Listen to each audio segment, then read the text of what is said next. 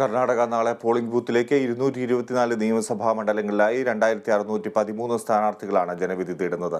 സംസ്ഥാനത്ത് നിന്ന് നിശബ്ദ പ്രചാരണമാണ്. മെയ് 13-നാണ് വോട്ടെണ്ണൽ. വാശിയേറിയ പ്രചാരണത്തിനൊടുവിലാണ് കർണാടക പോളിംഗ് ബൂത്തിലെത്തുന്നത്. 224 നിയമസഭാ മണ്ഡലങ്ങളിലായി 2613 സ്ഥാനാർത്ഥികളാണ് ജനവിധി തേടുന്നത്. 5.5 കോടി വോട്ടർമാരുള്ള സംസ്ഥാനത്ത് 9.17 ലക്ഷം കന്നി വോട്ടർമാരുണ്ട്. 58,282 പോളിംഗ് സ്റ്റേഷനുകളാണ് സംസ്ഥാനത്തുടനീളം സജ്ജീകരിച്ചിരിക്കുന്നത്. 224 മണ്ഡലങ്ങളിലും BJP സ്ഥാനാർത്ഥികൾ മത്സരിക്കുന്നുണ്ട്. കോൺഗ്രസിന്റെ 223 സ്ഥാനാർത്ഥികളും JDSന്റെ 207 സ്ഥാനാർത്ഥികളുമാണ് മത്സരരംഗത്തുള്ളത്. BJPക്കും കോൺഗ്രസിനും വേണ്ടി പ്രമുഖരായ എല്ലാ നേതാക്കളും തിരഞ്ഞെടുപ്പ് പ്രചാരണത്തിൽ സജീവമായി. BJPക്കായി പ്രധാനമന്ത്രി നരേന്ദ്രമോദിയാണ് പ്രചാരണം നയിച്ചത്. 10-ലധികം റാലികളിൽ മോദി പങ്കെടുത്തു.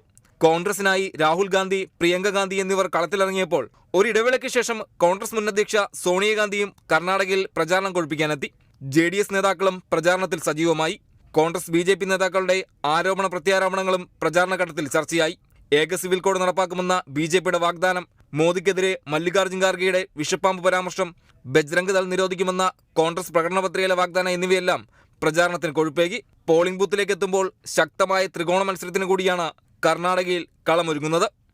National desk, Kerala vision news.